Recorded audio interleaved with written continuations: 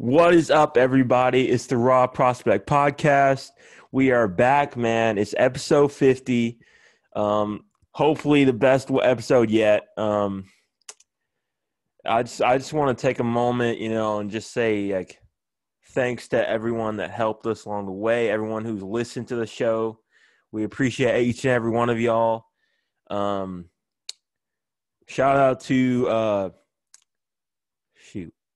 Shout out to Max Vor for leaving a 5-star review on iTunes. I saw that. I see you, bro. Shout out to everyone today that sent in questions for this special episode. And, man, I'm just going to give it off to you, Michael. What thoughts you have about being with our 50th episode here? Well, it's pretty unbelievable. I mentioned at the beginning of last episode that it has been a little over 2 years since we started doing this, and we've come so far. It's unbelievable how far we have come to get to this point where we're, have the split screen on Zoom. We're posting our episodes on Spotify. We're getting them on Apple Podcasts. We're, have the split screen Zoom where you can see both our faces, and you can, we've advanced technologically, but I think we've also gotten better just in terms of we've come so far. We've grown so much in terms of just presenting our information in a way that we think is good for what we want to do. This is a sports podcast, so we give out a lot of, we're pretty knowledgeable about sports. We give out a lot of, I give a lot of statistics. You come from different angles. We're both, we agree on a lot of stuff, but when we disagree, we have good arguments on both sides. We've just come so far in all aspects. And to get to episode 50, after the first couple episodes, I, was unsure if we'd even get to 20. That's how far we've come. So, thank you to everyone, as Emmy said, who has listened to the podcast, subscribed to the podcast, given us suggestions, whatever you may have done to contribute to this. We greatly appreciate it. And hopefully today we got a lot of stuff to get into. We got some fan questions. We're going to pick a great slate of NFL games against the spread. And then like last episode where we did the Eastern Conference, we're going to get into the Western Conference over-under win totals. So hopefully this will be our best episode so far. So that's all I really have to say. Yeah, exactly. Just thinking about the fact that we started this podcast on Twitch, like a gaming streaming service, right? That's wild. So yeah, we're just gonna get right into it, man. I feel really good about where we're going with this show. I feel like we never really, like, we obviously wanted to grow, but we always just wanted to have fun with it and like talk about stories we cared about. And I feel like we've always stayed true to that. And I've always like this has been one of the things in my life that I've just been able to be proud of, over these last couple of years. I feel like that has value no matter how you put it. Absolutely. So yeah, man, let's get into these fan questions. So the first question, all right, we have Ben Harvey, my teammate up at Bethany College, the man, the myth, the legend from Liverpool, England, man. Michael, what do you say for us? All right, here we go.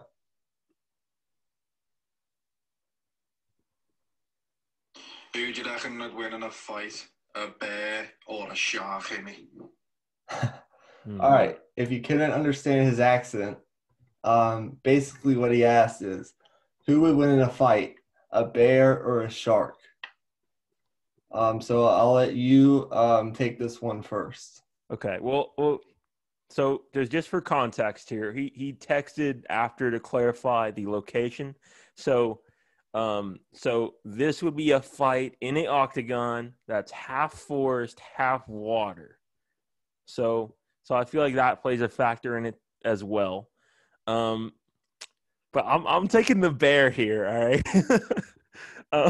I think I feel like the bear has more can bring a more varied attack to this fight.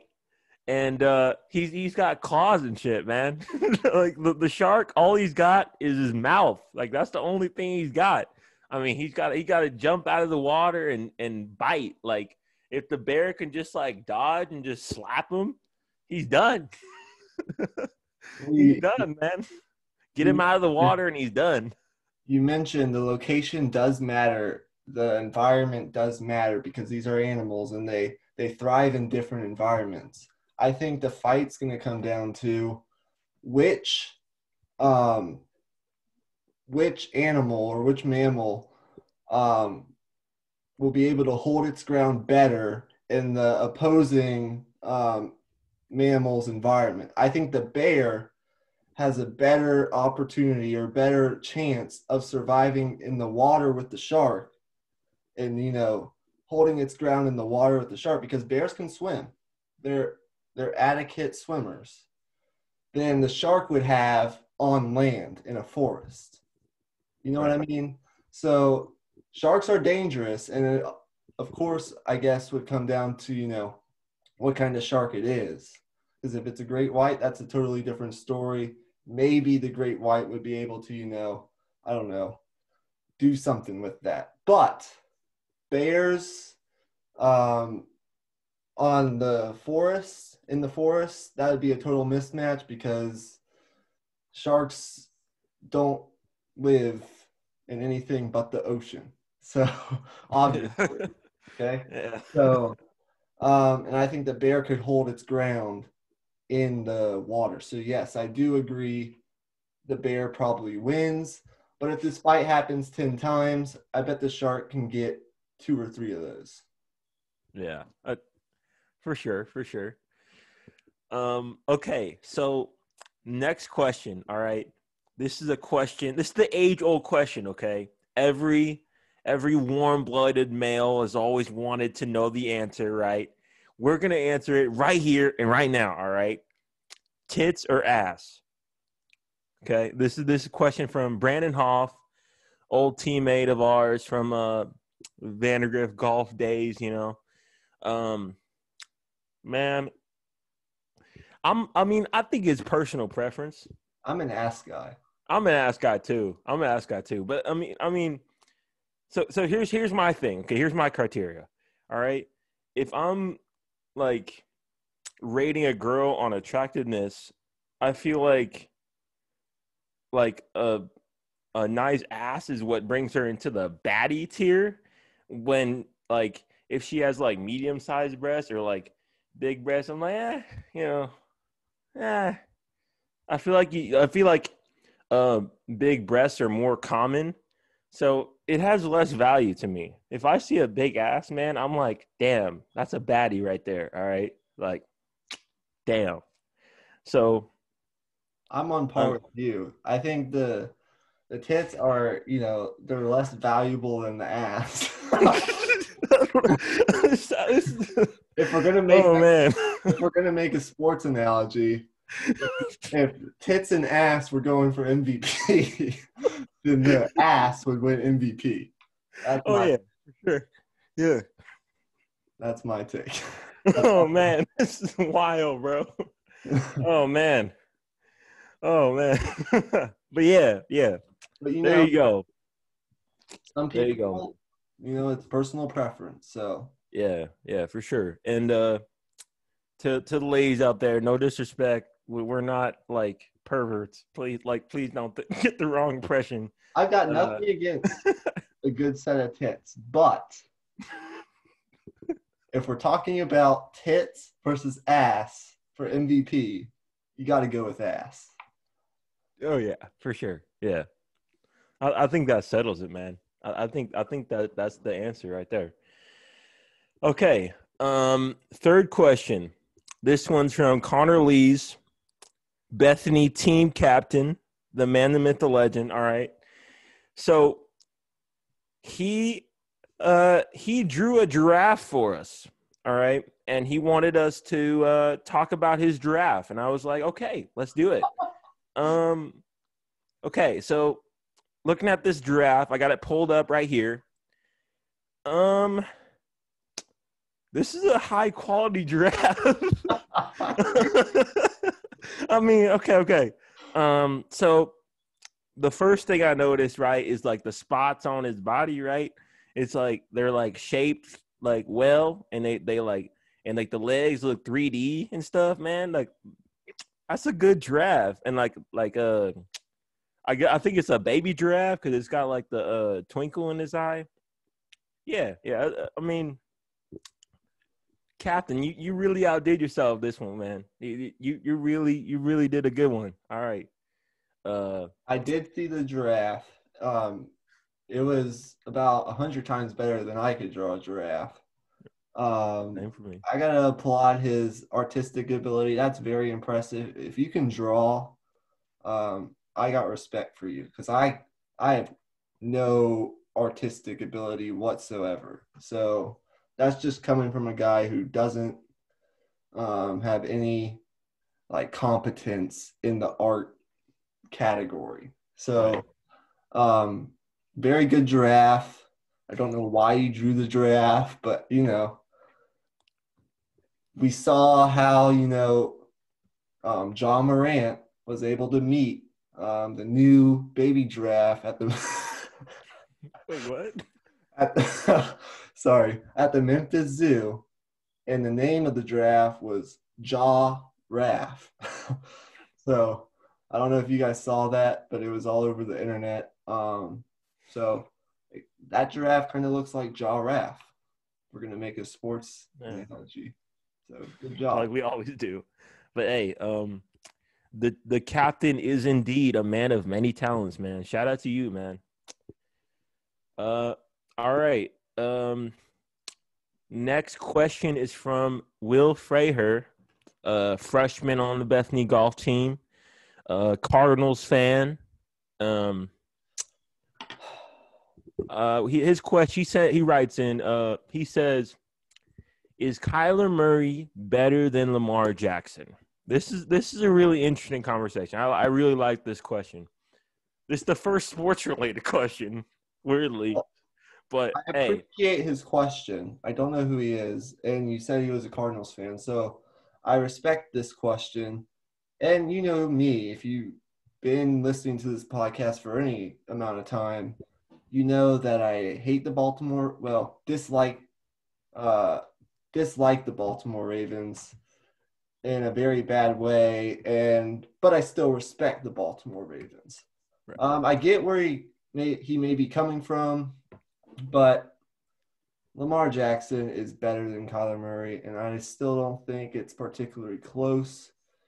If you look, I know Lamar Jackson has struggled the past couple games. He had COVID in there, so his practice schedule and all that is kind of getting thrown off schedule. But over the first 33 games of his regular season career, Lamar Jackson has more touchdown passes than Peyton Manning did in the first 33 games of his career, a higher completion percentage than Tom Brady did in the first 33 games of his career, less interceptions than Patrick Mahomes did in his first 33 games, a better passer rating than Aaron Rodgers did in his first 33 games, more wins than Russell Wilson did in his first 33 games. And Russell Wilson, through his first 9 seasons in the league, has never had a losing season, and more rushing yards than Michael Vick, and just broke his single season rushing yards record last season. For me, I think Kyler Murray can become better than Lamar Jackson, but as of right now, we need to slow down. Lamar Jackson just won MVP.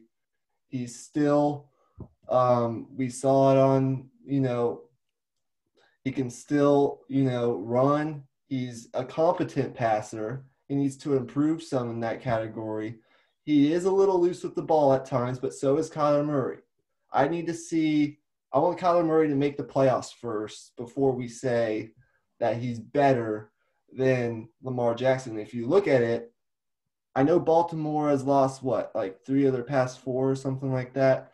But if it weren't for DeAndre Hopkins making an amazing catch in the end zone against Buffalo on that Hail Mary pass, which, with all respect to Kyler Murray, was a very, very, very good pass. I mean, that was pretty much the only place that Hopkins could get it. But if it wasn't for Hopkins making that very tough catch, the Cardinals, I believe, are on a 5-game losing streak right now. So right now, Lamar Jackson is still better than Kyler Murray. But next year, come back to me. I might say differently. Yeah, I think I definitely think that Kyler has the potential to become better, like, actually pretty soon. Like, I think if Kyler if he goes out and he beats if he wins a playoff game this year, say he wins a playoff game this year, I'd say you could make the argument, and I wouldn't be mad at you. You know, it's tough. I still think you have to give Lamar the edge, simply because he has the larger body of work at this point, and what he's done so far in his career has been so impressive. Right. And what I've seen from Kyler Murray, it seems to me like he has trouble being consistent week to week. He comes into big games and he has a fantastic game, like he did in that game in Arizona against Seattle on Sunday Night Football. He'll have a game like that, and then he'll also have a game where they play like they did against New England, where he struggles a little bit and he's not able to like lift his team to the win, despite the fact that they were the better team. So I think for that reason, I got to give the edge to Lamar Jackson, because I feel like you can make the argument that Kyler has better offensive weapons than Lamar Jackson, and Lamar Jackson is able to do what he does, you know, because really Lamar's only dynamic receiver is really just Marquise Brown. And then he has a great tight ends, but that's pretty much it. He makes it work despite not having really a true elite receiver. So I like what you brought up in terms of the playoff conversation. If Kyler Murray ends up leading the Cardinals to the playoffs, and I know we made predictions last week on the pod, episode 49. Go check that out if you haven't already. But I know we made predictions for the Cardinals to sneak in as the 7 seed at 9-7. After last week, I have my doubts, but we'll get into that later in the podcast. But if you look at what you said about the playoffs, if Kyler Murray, because we've seen Lamar Jackson, small sample size, but we've seen what Lamar Jackson has done in the playoffs, and he's struggled. If Kyler Murray can come in and possibly maybe pull off a first-round upset, a wild card upset in the playoffs, and he plays really well, then we can have that conversation. But right now, the edge has to go to Lamar. 26-7 as a starter. We know he's 0-2 in the playoffs, but he's still very young. And I know Kyler Murray is still young, but he's a little over halfway through his second season. Like, let's calm down. Lamar just won MVP. Let's wait until we see what these two very young, very good young quarterbacks do when it matters the most. right. And so far, we have to give Lamar the edge, but it's not a shot at Kyler Murray. So Right. Yeah, I think he has the potential to win an MVP in the next couple of years. And I'm not even saying that as an exaggeration. Like, I truly believe that. But with that, we'll move on. Our next question, it's another question from my guy Ben Harvey. He sent in the voice message again, so I'm just gonna transition that over to Michael.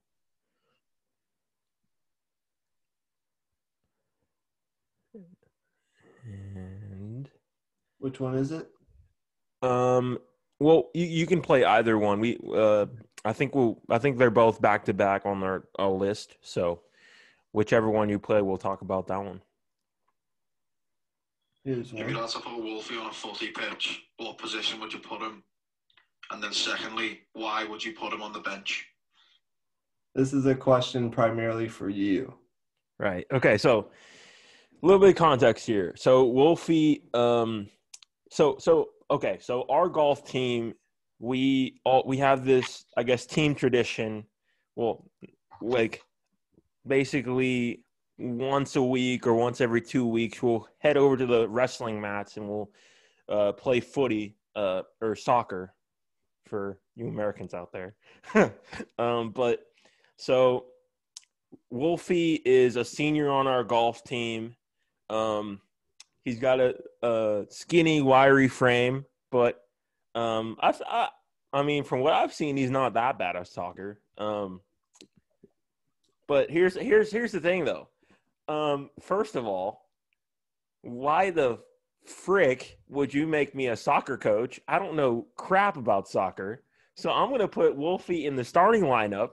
I'm going to put him at midfielder, and I'm going to let him go to work, man, because I know I'm going to get fired anyway. So I'm going to put my guy in there. So, hey. I'm with you. The only soccer I watch is once every 4 years for the World Cup. That's literally the only soccer games I watch. It's nothing against soccer players. I know some soccer players. Nothing against them. I have nothing against soccer. It's just we're more into other sports. Right. Put him in, see what he can do. Yeah. I don't blame you. Let the guy play, man. Yeah. You never know. Yeah. Hey. Okay. Next question. Next question. We got another one from Ben Harvey. Here we go. Imy, I want you to talk about how Derek Carr is an unbelievable quarterback. Okay, so he wants us to talk about Raiders quarterback Derek Carr. So, it's interesting with Derek Carr. I think if you're going to rank quarterbacks, he's top 12 quarterback. Mm-hmm. I just, have a couple statistics. I'm not, the past couple games, the Raiders are struggling as a team. Some of it's on Derek Carr. They got blown out by the Falcons, and they almost lost to the laughable. No words can describe how bad the New York Jets are, and the Raiders almost lost to them. And if it weren't for the dumbest defensive call of all of NFL history, or at least in my lifetime, they would have lost the game, most likely. If it weren't for Greg Williams calling that zero blitz, where, they left Henry Ruggs, probably the fastest player on the field, or definitely the fastest player on the field, alone, on the outside one-on-one coverage, man-to-man coverage. If you call that, they barely escaped. So I have my questions about the Raiders. And again, it's kind of like what I said about the Cardinals. I have my questions now because I watched last weekend's games and the week before that. They're kind of struggling now, and you're supposed to kind of hit your stride at this time, and their defense ain't playing well. But that's beside the point. Derek Carr is still a top 12 quarterback. No NFL quarterback has led more fourth-quarter comebacks than Derek Carr since the beginning of 2015. He has 19 of them. And this year, he's completing 68% of his passes, thrown for over 3,000 yards, thrown 22 touchdowns, only 5 picks, and has a 108 quarterback rating. Yeah. Here's my thing with Derek Carr. If you look at his throwing motion, it looks really good. If you're talking about like most pure passers in the NFL, he was probably top 5. I mean, he's got really good arm talent. For him, it always just comes down to what is he in terms of his playmaking ability? That's the question that has always come down to since he broke his leg. I feel like he's been I don't know. I don't think limited is the right word. I don't think he's gotten outside the pocket and made plays enough. And he's shown signs of getting back to that this season, which was really encouraging. And I thought maybe he was turning a corner. He was getting back to being himself after this injury, but he regressed these last couple of weeks, and I'm just wondering, like, what is he? Yeah, we'll talk about the Raiders a little bit over because we're going to pick their game this week, and it's a very important game, but we'll get to that later. I think he's like second or third in turnovers over the past 5 weeks. He has some fumbles, some interceptions, but as I mentioned, I mean, if you were just look at the stats, he's completing 6, and I know stats are numbers, but they do matter. 68% of his passes, over 3,000 yards. He's on pace for over 4,000. 22 touchdowns to 5 picks. That's like I don't know, 4 something to 1, pretty much touchdown to interception ratio, and 108 quarterback rating.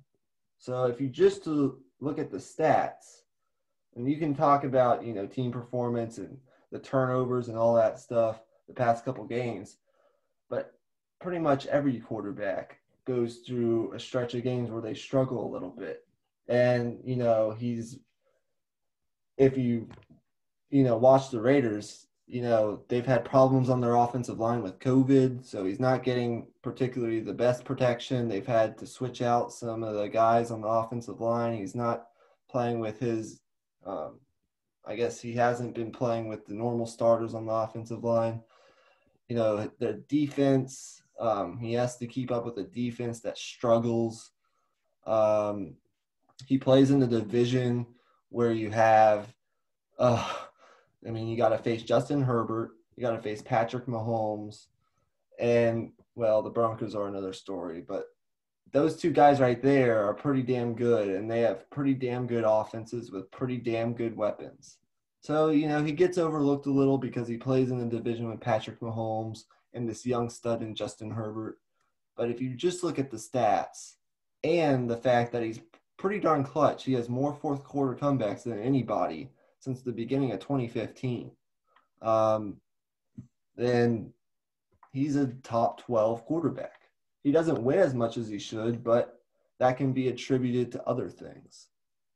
Right. And the bottom line is, just to close this out, I mean, if you go to most of the league, you ask them, would you take Derek Carr over your quarterback? I feel like most of them would say yes. So, I mean, I think that tells you all you need to know. I think most coaches would be thrilled to get a guy like Derek Carr on their team. So, like, I think, for example, if you put Derek Carr on the 49ers, I think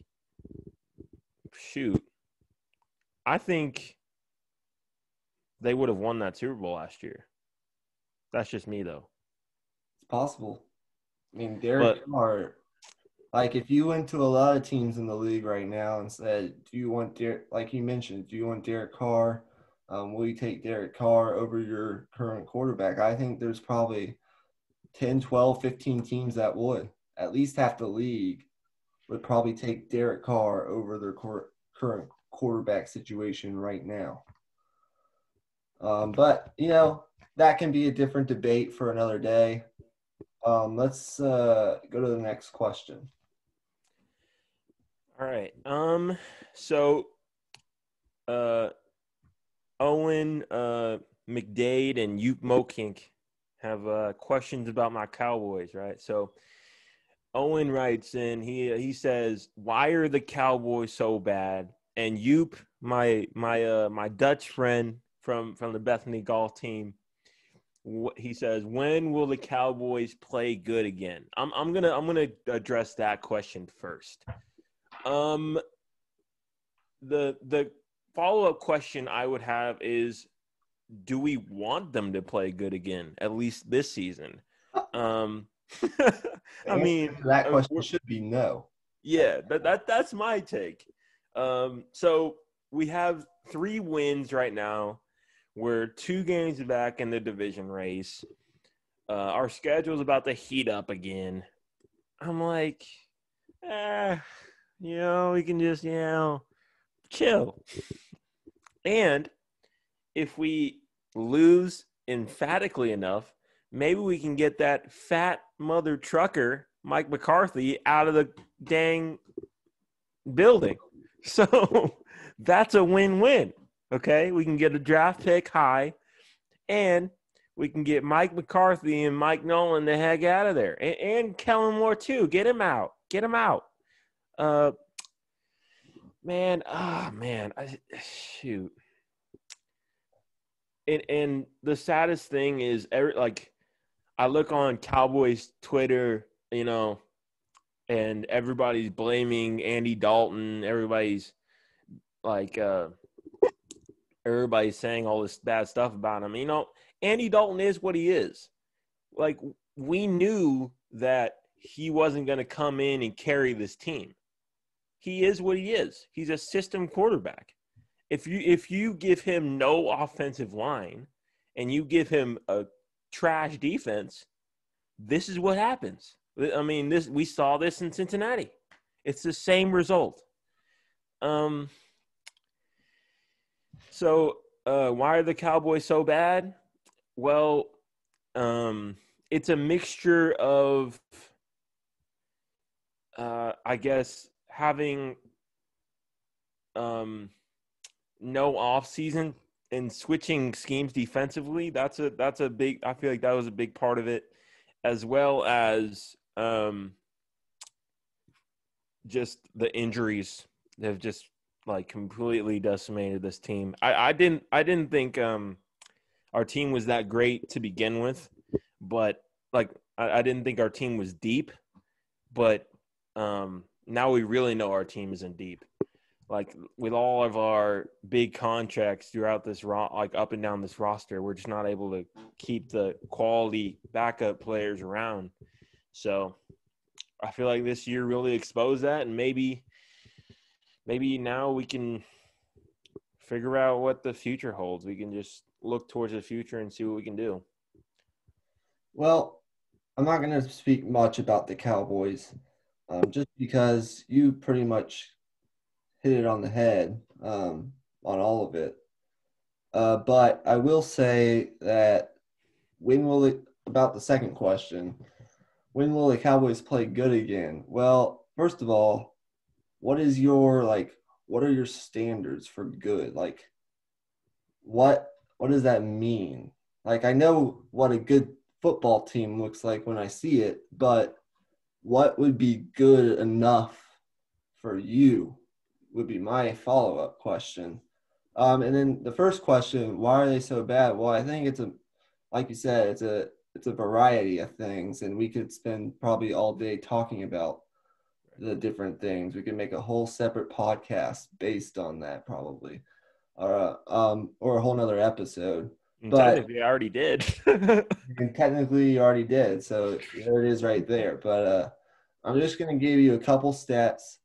And I know you probably don't want to be reminded of this, but just for our audience out here who may not, know and may like the Cowboys, because I know we have some followers who do support the Dallas Cowboys. They're giving up 168 rushing yards per game. That's the worst in the NFL. So they're terrible at stopping the run, which you have to be good at.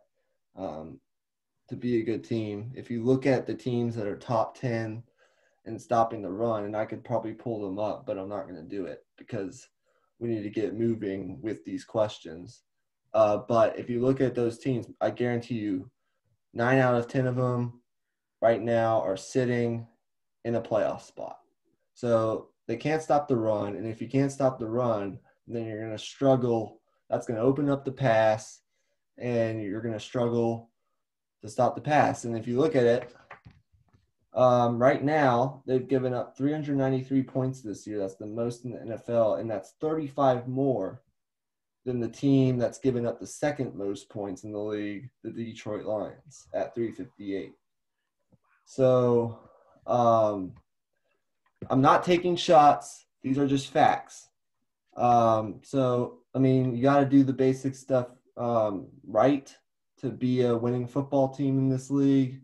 And if you're getting gashed on the ground, then that's not a good start. So I had a big rant last year. At the beginning of the season last year with my Steelers, they couldn't, like, the beginning of the season, the Patriots gashed them, Seattle gashed them, and the 49ers gashed them on the ground. And they started to – the defense started to pick it up a little bit. They started to stop the run, and they went on a run. Even with Duck Hodges and Mason Rudolph at the quarterback position. Right now, you're stuck with Andy Dalton. He's made the playoffs. He made the playoffs in Cincinnati. He took teams to the playoffs. He didn't win playoff games, but, he's a decent quarterback. I mean, he's a viable starter, viable backup for sure. I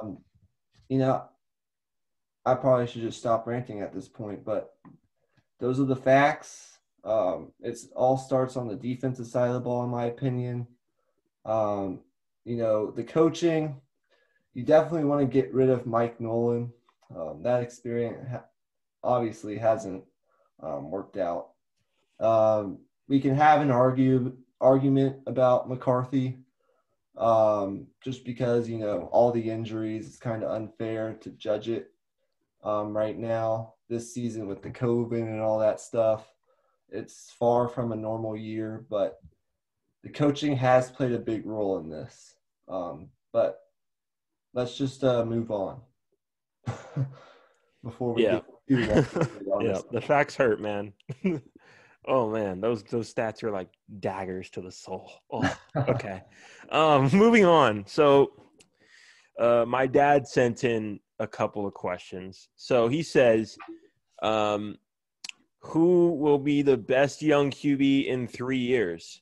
And what will be your top 5 young QBs in 3 years? So the answer to this question is simple. It's Patrick Mahomes. But I guess if you don't count him as young in 3 years, I guess he'd be a veteran by then because he's going to be in the playoffs every single year, presumably, barring injury. So I guess if you don't count him as young in 3 years, I'd look at a guy like Tua Tagovailoa. I really like what Miami is building down there with their defense. They're giving him a really good foundation to be extremely successful. And I think if you give Tua a good foundation, he's a guy who may have limited mobility a little bit. There's questions about that. But he's always been a guy who makes smart decisions in the pocket and he's definitely not going to lose you the game. And I think if you give a guy like that a good defense, you're going to see a lot of success. I think if they go out and draft a running back, they get a couple of offensive linemen, I think they're going to be Super Bowl contenders. Another guy I would look at, hopefully if he comes back from his injury, we'll see what happens with that. But Joe Burrow. The only question with that would be, can Cincinnati build something around him? But hopefully they'll get a decent guy from this draft with their pick, and they can build from there. But they have a foundation. They have a core offensively. That's the least you can say. You have T. Higgins. he developed great chemistry with Joe Burrow in just the few games that they played together. I think right there, you have the offense. You go out there and you build a defense, and you have something there. I'm interested to hear your thoughts on this. Yeah. The best young quarterback in 3 years. The tough part about this question, you hit it right on the head, is a young quarterback, like, what is the criteria for a young quarterback? Is it under the age of 25? Like, can we say that?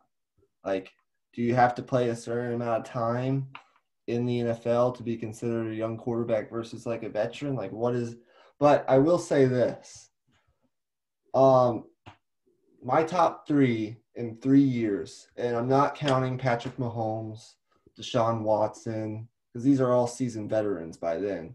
Right. Some of these other guys, like even maybe Joe Burrow, because even though Joe Burrow is a rookie this year, he's 23 years old.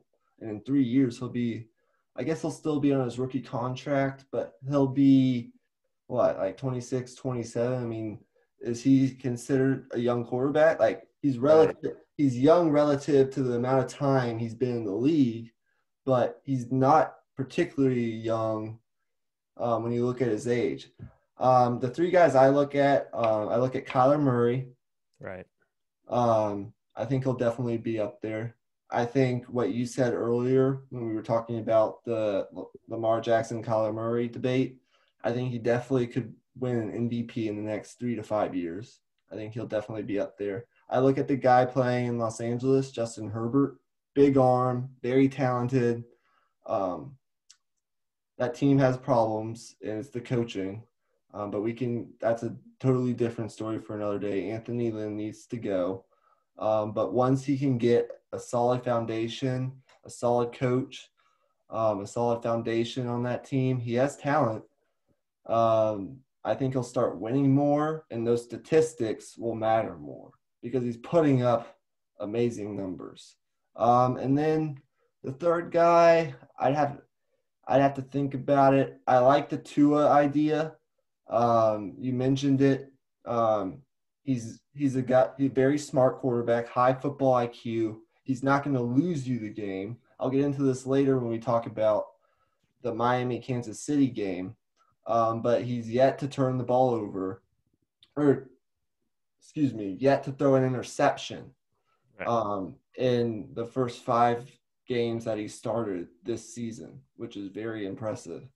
And so I look at him, I'm trying to think, I don't know Josh Allen's age, but I look at him as a guy that could potentially, he's already in MVP conversations this year, or has been, and he's playing his best football of his career so far right now. It's just a tough question. It's a fun question. And if we had more criteria, it'd be easier but you guys get the point. There's a group of like 5 or 6 guys that are in the conversation, and depending on your criteria, you can rank them how you want. But I'll just say this, the NFL is in great shape with the amount of, and who knows? I mean, the guys coming out this year, who knows? Trevor Lawrence could be top of that list. Justin Fields could be a hit. Even the guy from BYU, what's his name? Forgetting. BYU or Zach Wilson? Yes. Wilson? I mean, he's very talented. The guy from North Dakota State, Trey Lance, looks pretty good. So, right. A lot of young quarterbacks to come in these coming drafts. So it's hard to predict, but it's definitely a fun conversation. Yeah, for sure. Yeah, I think that's good for that question. Okay. The next question comes from an old friend of mine, longtime Spurs fan, just like you. I don't know if you remember Tyler from the locker room at UT. He worked there for a little while. I do. I do. I used to go up there and talk sports with him for like hours straight instead of working on my game. So, I mean, a lot of fun conversations with him there. But so his question is, or his discussion he wants us to have is talk about how the Spurs did on draft night, and talk a little bit about the Spurs draft history with being in the top 10. Their last 3 picks in the top 10 were, I believe, Tim Duncan, Sean Elliott, and who was the other one? David Robertson? I believe so. That's unbelievable. So pretty good draft history, and even when they're not in the top 10, just outside the top 10, they have a tendency to find some pretty good players, aka Kawhi Leonard. So Right. we'll just leave it there for the history. I think they had a very good draft, not a great draft, a very good draft. I'd give it probably a B or a B plus. With the 11th pick, they picked Devin Vassell, the wing from Florida State. I give that a B plus. I think he fills 2 needs on this team: 3-point shooting and perimeter defense. Very lengthy defender, probably the second or third best perimeter defender in this draft, behind the guy from Auburn. Blanking on his name right now. Isaac Okoro. Yes. He's right up there with him in terms of his perimeter defense, ability to guard multiple positions. It fills a need for the Spurs. And then 3-point shooting. In both years he was at Florida State, he shot over 41% from 3-point range, which is very good, and also fills a need for this. They need to get younger, more athletic, and they need more shooters. So Devin Vassell, very good pick. Doesn't necessarily fill a positional need. I think they have guys that are capable on the wing as of right now. But, I would have liked maybe a front court guy better, a center, one of the big guys better in terms of a positional fit. But, I think he probably was the best player available at that spot. So no complaints. And then the second round, they got an experienced veteran from Duke. You could make an argument, possibly the most well-rounded point guard in this draft, and Trey Jones from Duke, played at Duke for a long time under Coach K. Smart basketball IQ. You look at his stats last year at Duke: 16.2 points, 6.4 assists, and 2 steals per game. So very good on the perimeter defensively. You kind of see the identity this Spurs team is trying to build. DeJounte Murray, very good perimeter defender. Lonnie Walker, above average perimeter defender. Derek White, very good perimeter defender. Devin Vassell, Trey Jones. The list goes on and on. Experience, he's a leader. He was a leader at Duke, the leader of that team. Well-rounded. He's a below-average 3-point shooter as of now, but in each season he was at Duke, he improved his percentage. For the value they got at, what was it, like 40-something? I'd give this pick probably a B plus, A minus. So overall, I think they got 2 very good, very smart, high basketball IQ players that fill some needs on this team. I think they had a very good draft. Could have done a little bit better in terms of filling positional need, but I think they were just drafting based on the best player available and who they had as the best player available at each spot they were picking at. So yeah, given their draft history, even, finding guys like Derek White late, or Tony Parker late in the first round, they have a very, very good draft history, and that's the reason they had this run of 22 decades plus excellence up until this point, where they're now a lottery team and trying to rebuild. So very good, not great, but yeah. That's all I have Yeah, to say. yeah. You touched on everything there. But yeah, the Spurs they've been the model of excellence for so long, and I feel like the rest of the league, like I feel like for a while every team, like every year there was one guy from the Spurs front office that was getting promoted to GM somewhere, so or head coach or whatever it may be. So that just speaks to like how that organization is run, how they're able to reload their front office every year. Like that takes a lot of. I mean, it's not only the that's a challenge. It's not only the scouting department who's done overall over these past 2 decades, who've been able to do a fantastic job scouting these players and, drafting them, but it's also a credit to the player development department. They develop these guys in house, and eventually they become valuable players to the team.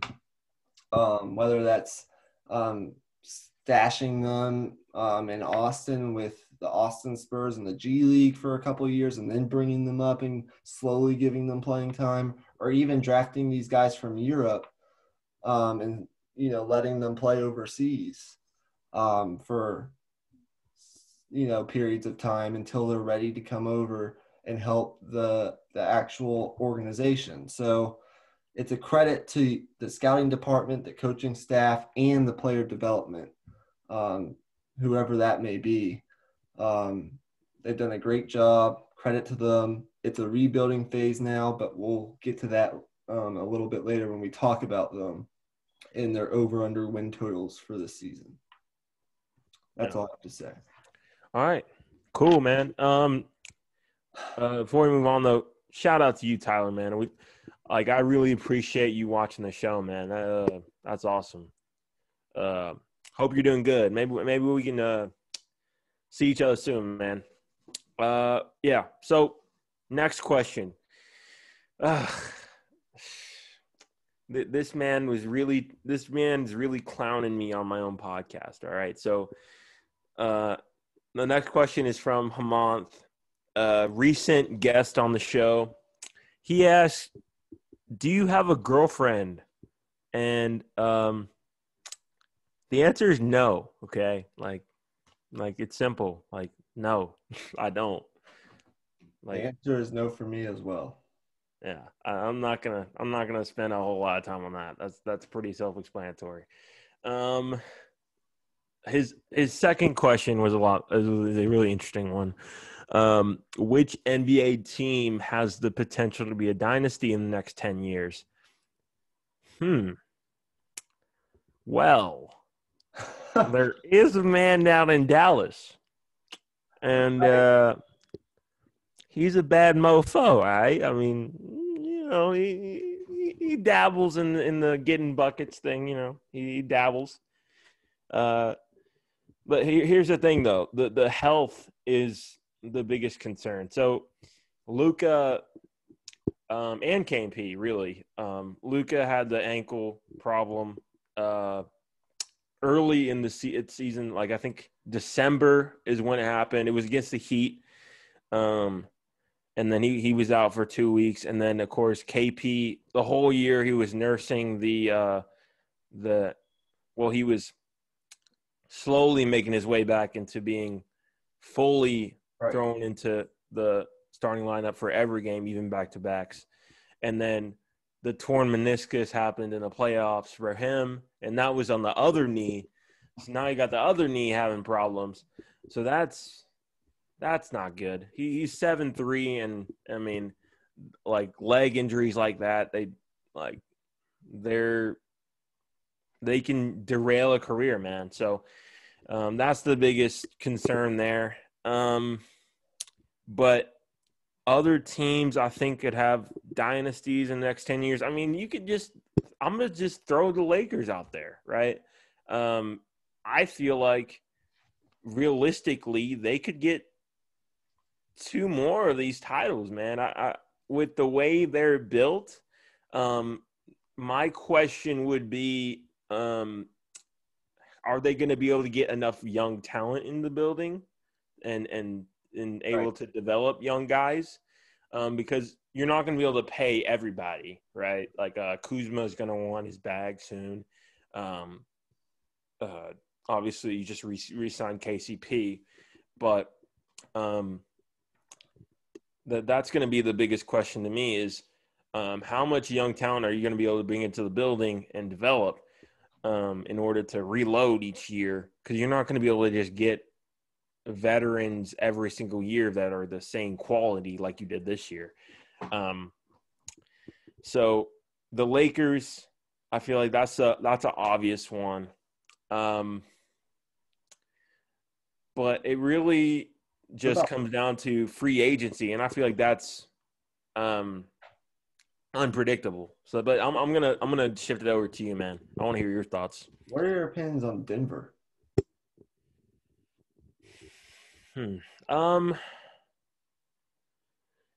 I think their cap situation is interesting right now. They gave Jamal Murray that big contract, and at first it seemed like an overpay. It's just funny because now it feels like a bargain, you know. Right. And obviously Jokic is already on the max.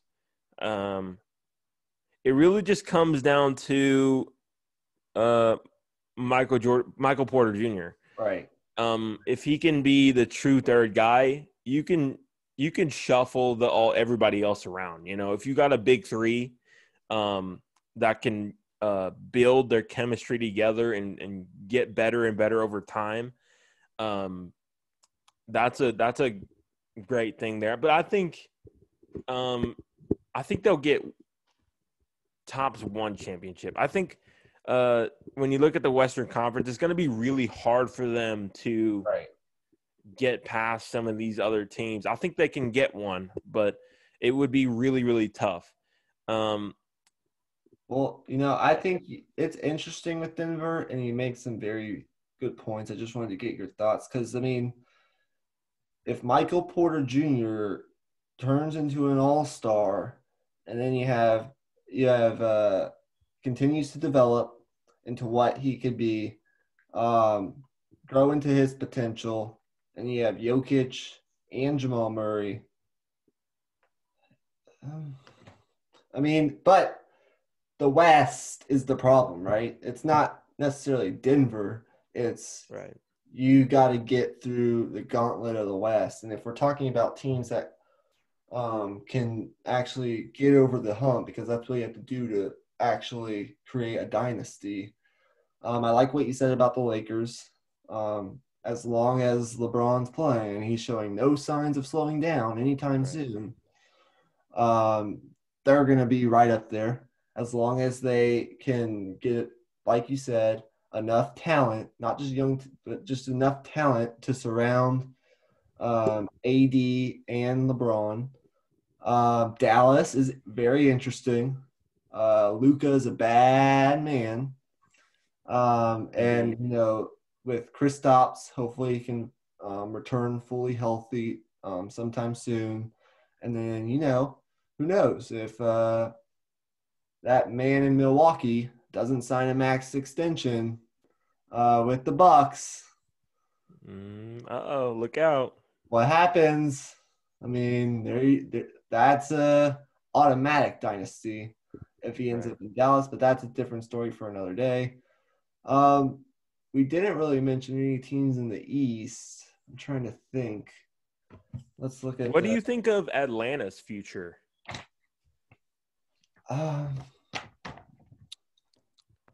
I have my questions. I do too. I'm not sure. I think we talked about this in our last episode. I'm not sure what they're going to do with John Collins. I think he's a big part of this equation. We all like Trae Young. I think they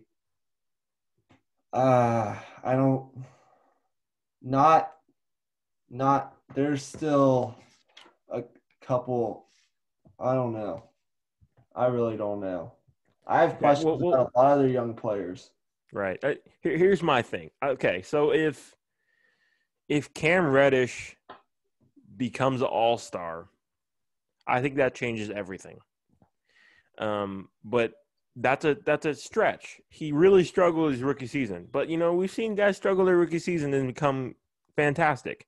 I think if he develops, I think his ceiling is like a Jimmy Butler type of player. And if you add that to what Trae Young can bring you in the backcourt, that's extremely dynamic. And that could be that's very interesting, So interesting. But then again, that's a big question. yes, it is. It's hypothetical for sure. This I don't know. I didn't give a lot of thought to this question, to be honest with you. How about New Orleans? New Orleans is interesting. If Zion continues to improve, Brandon Ingram continues to ascend,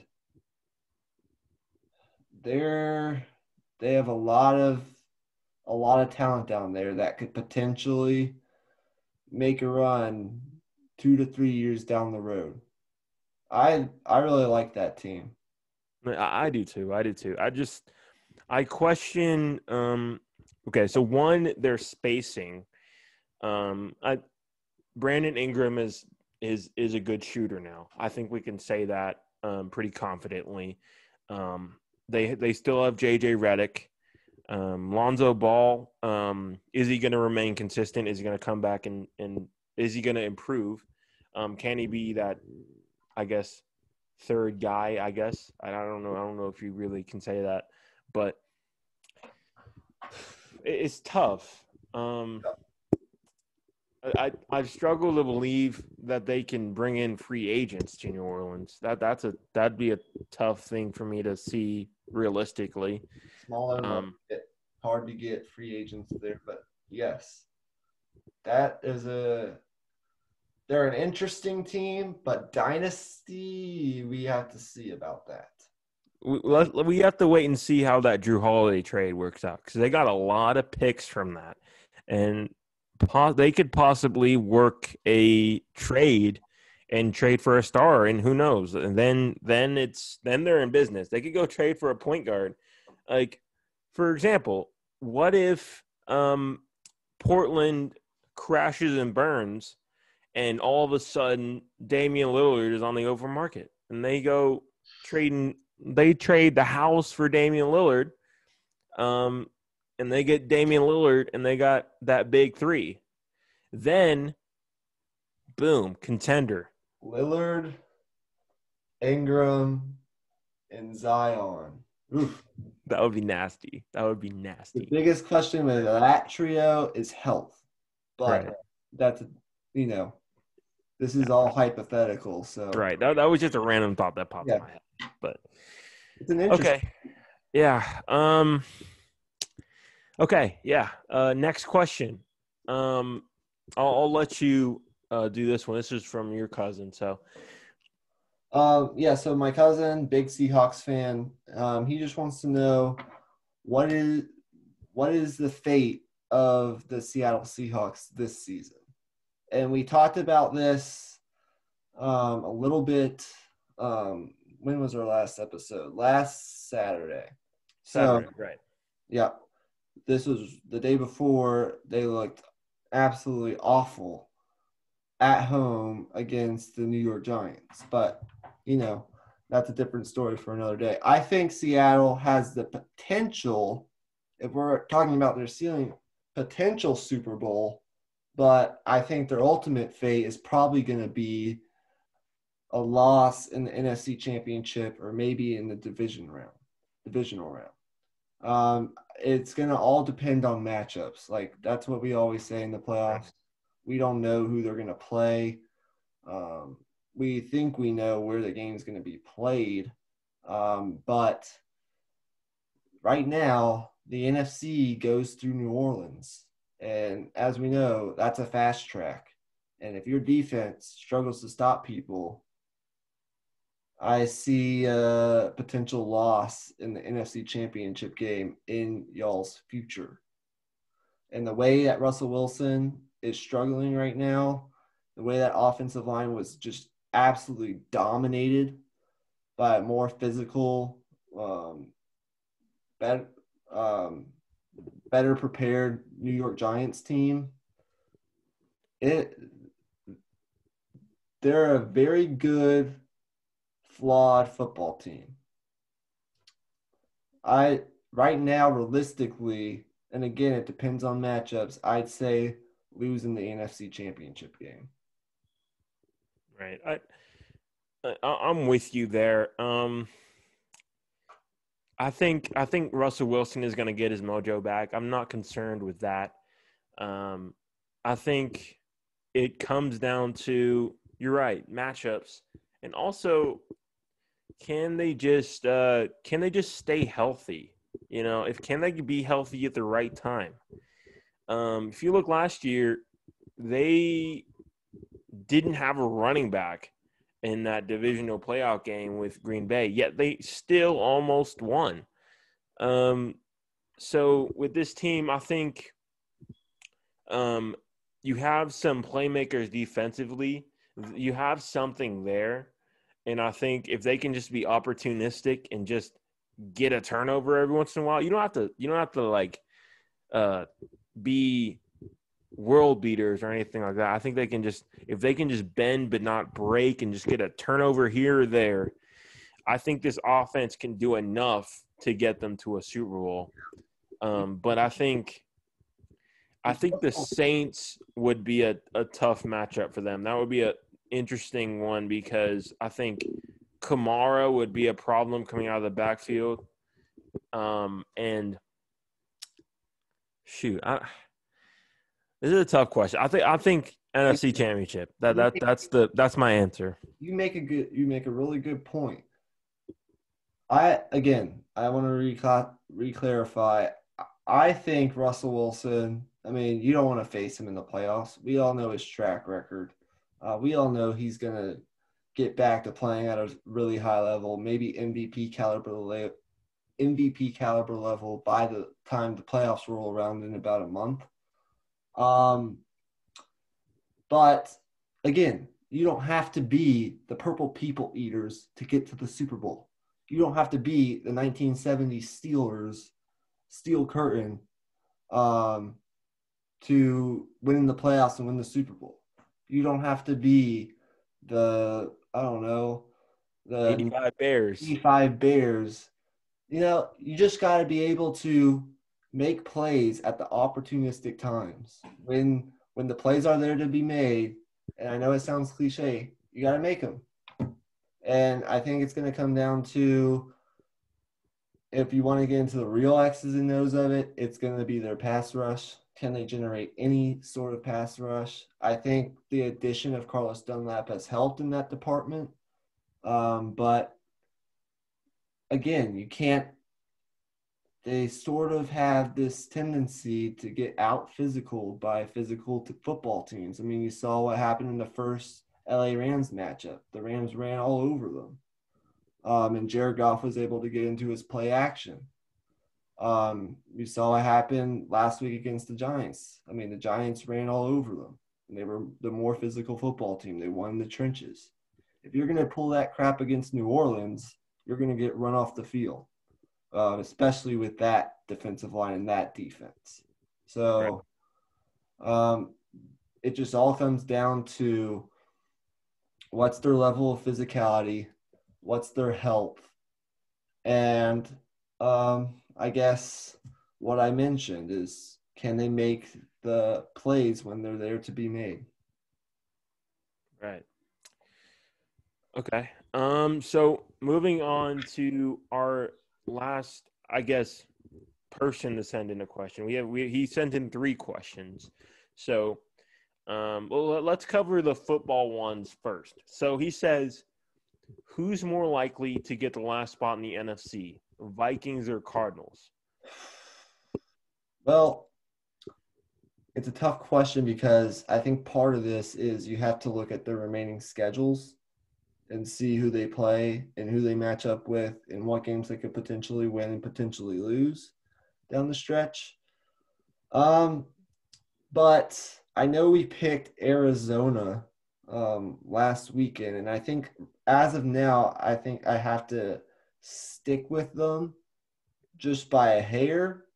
But if you look at Minnesota, their ability to run with Dalvin Cook, um, their ability, Kirk Cousins, been there, done that. He got over the hump last year, beat New Orleans in the playoff game. He's now a seasoned veteran, whereas Kyler Murray hasn't really played much December football. You know, when the weather changes, when the game gets physical, the styles change, the games matter more.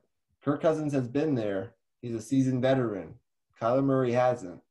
And also the fact that Arizona's defense is really struggling right now. They're giving up a lot of yards on the ground. And in the past couple of weeks, they've just gotten worse and worse. So I have to look at the schedules. Right now, I'm going to remain on the Arizona train. But this weekend is going to be really telling. If the Cardinals get out physical and beaten down by the Giants, then it's going to be a different story come Monday. Because if you look at the Vikings matchup with the Buccaneers are coming off a bye. That's when Tom Brady plays his best. We all know this. But that Minnesota defense is playing well. They're turning people over. Kirk Cousins is playing well. Justin Jefferson is making a push, an argument for Offensive Rookie of the Year. They have Adam Thielen, Dalvin Cook in that running game.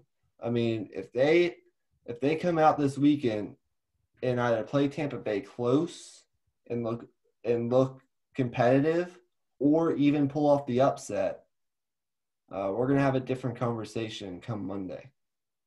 Right, because then you look at Tampa Bay going, are they going to miss the playoffs? You know, so I mean, it's possible. Right. This is really tough. Because you look at Arizona, they're kind of reeling, and these are two teams that are kind of going in two different directions right now. Arizona started off season well, and now they're kind of falling back a little bit, and then Minnesota is surging a little bit right now. They're finding their identity. We'll know the answer to this question after this weekend. Right. As I said, if Arizona comes out and looks like they have the past couple weeks, and they lose this football game to the New York Giants on the road, then I think this is the season-defining game. This is it. I'm not going to say you have no shot if you lose this game. Obviously, you do, because we had you making the playoffs at 9-7, and you could still win your last 3 games and slide into that wild card spot. But at this point, it's kind of too late.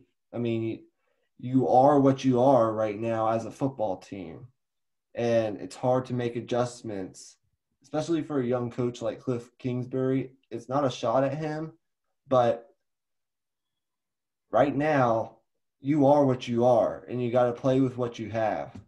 And it's going to be really tough, not only physically if they get beaten down by this Giants football team like the Giants were able to do last week against Seattle, but on their psyches. Like, you should have lost. I mean, if you lose this weekend, you should be on a 6-game losing streak. Should be. So, and Minnesota is just, they seem to be playing better and better football each week. And I haven't watched all their games, but it seems to me that, they're a better, more physical football team right now. Shoot, man, I'm gonna go out on a limb and say Minnesota will make it. I mean, momentum matters and when it comes down to the NFL season. You know, the season is a marathon, not a sprint. You know, so once you start reeling a little bit, we see teams all the time. They start the season 6-2, and then they finish the season 6-10. We saw that with the Panthers like 2 years ago, right? So, Right. I mean, we've seen this story before. Many times. I got to go with the more experienced team, man. I think all signs are pointing that direction, and I think I'd rather see the Cardinals in the playoffs because they're a fun team and we this is something new. But despite what I want, I think if I'm making an unbiased pick, man, I think I gotta pick the Vikings. I'm gonna give it one more week, but I'm starting to lean more towards the Vikings. And if you're a knowledgeable football fan and you watch these games, I don't know how you couldn't lean more towards the Vikings at this point. Right. So we're going to get into this second football question he had for us. He says, A-Rod or Mahomes for MVP? Man, I think this is Mahomes MVP.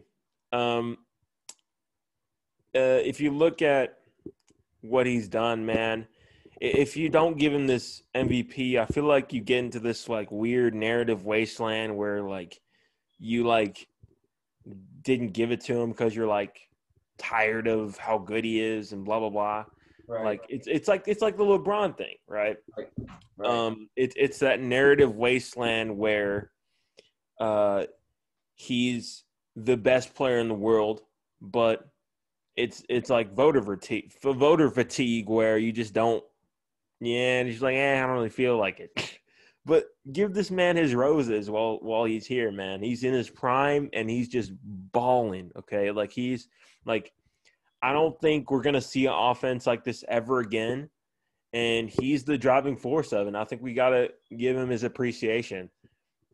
Again, Aaron Rodgers, he's a bad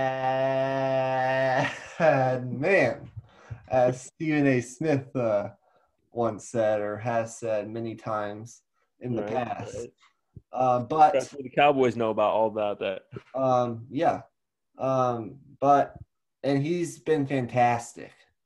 And the Packers seem to be getting better now, which is fairly surprising because I thought a couple weeks ago that once it came December, and I still have my sort of questions about this, about their level of physicality, their level of finesse, how much of a finesse football team are they really, and can they win when they match up against a more physical football team. But right now, Patrick Mahomes is he's on another universe. I mean, I don't like if you don't give him the MVP, it's like what are you doing? Do you watch these games? I mean, take Patrick Mahomes off the Kansas City Chiefs. What are they?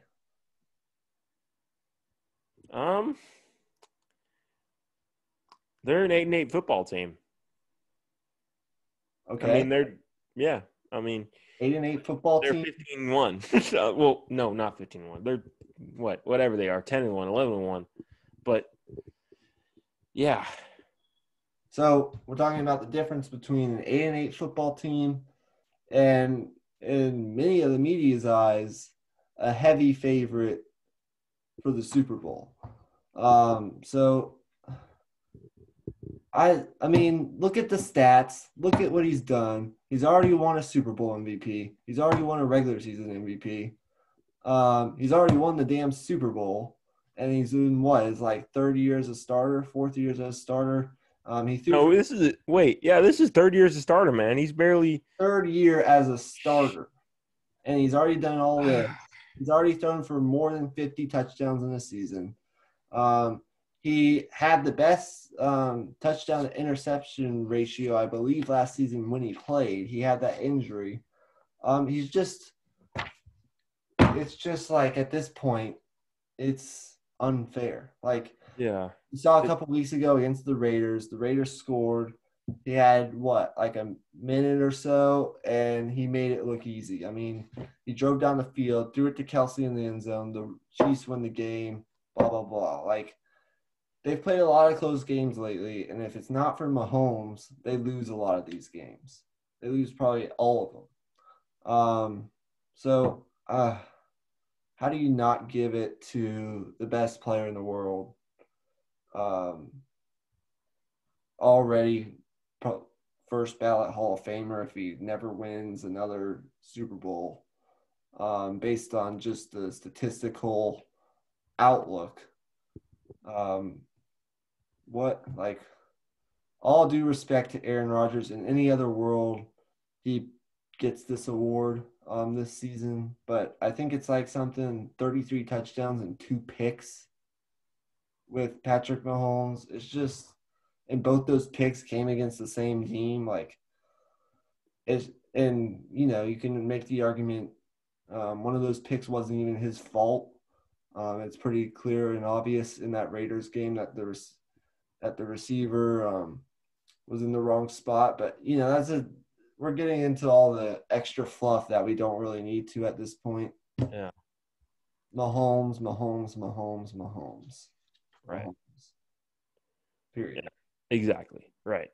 Okay. So his third question. Here's an interesting one. We touched on this earlier. Can anyone beat the Lakers, barring injury? So I think basically what he's saying is, if the Lakers stay healthy, assuming they stay healthy, can anyone beat them? I think the answer is yes, but I think it's going to take a lot. Here's the thing. So, I think I question what Marc Gasol is at this point in his career a little bit. We saw him degress a little bit his last year in Toronto. I question that a little bit, and even in the 2019 playoffs, he struggled a little bit. So I question that a little bit.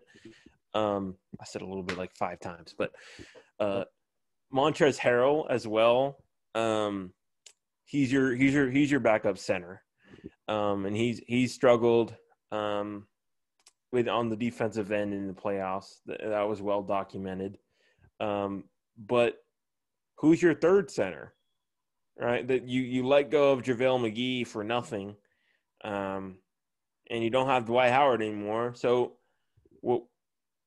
who's your third guy? I mean, Marc Gasol at this point in his career, do you really want to rely on him to be your lockdown defender? I mean, is he even that anymore? Can you even consider him that?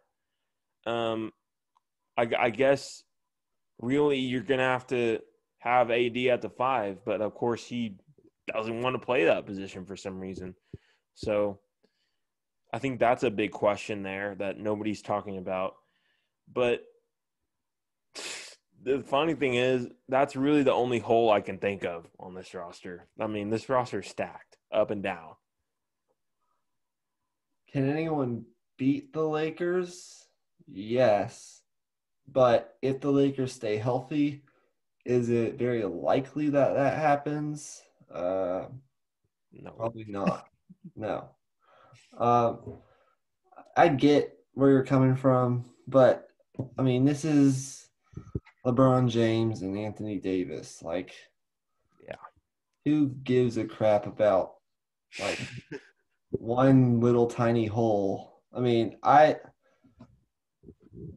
guy, Colin Cowherd, who I respect a lot, in terms of some of his opinions, but also, I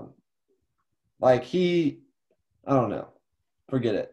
But the point is, he brought this up this week on one of his shows. I don't actually watch the show. I just watch some of his YouTube clips because he makes a lot of very good points. The ESPN.com came out with a list, and they do this every year, of the top 100 players in the NBA. Ranked. And this year they had LeBron James and Anthony Davis 1 and 2. Now you can make the arguments for how you want to rank them, but the point he was trying to make is, and he's a big LeBron fan, like pretty much everyone. He says that LeBron is the best player in the world, and he thinks that even at the age of 36 or 36? Is he 35? Yeah, 36, I think. 36 in his 18th season. He thinks he's the best player in the world, and the gap between number 1 and number 2 is getting bigger and bigger. If you look at LeBron, let's just go through the categories. Teammate, he's an A. What do you want to say? Leadership, A. Athleticism, A. Athleticism, A. Anything, every category, he checks the box. So I don't know if you agree with that, but if you have the best player in the world and Anthony Davis in the playoffs, who beats you in a 7-game series? If you're healthy, you add Dennis Schroeder, you add Wesley Matthews, you add Montrezl Harrell, you add all these pieces, and hopefully Kyle Kuzma can do something worth a shit in the playoffs too. If he does that, then and you bring back KCP, who can beat LeBron and AD 4 times? That's my question. But the answer to the question is nobody. Based on unless the Clippers can figure out some sort of chemistry. Right. But I don't know if they will, though, is the thing. It's just so funny because we talk about how the West has become so much better. It's deeper this year, and teams like mid-tier teams have hopped a tier and become better. But the elephant in the room is the Lakers are still a tier above the rest, and that's just the reality of it, you know. I'm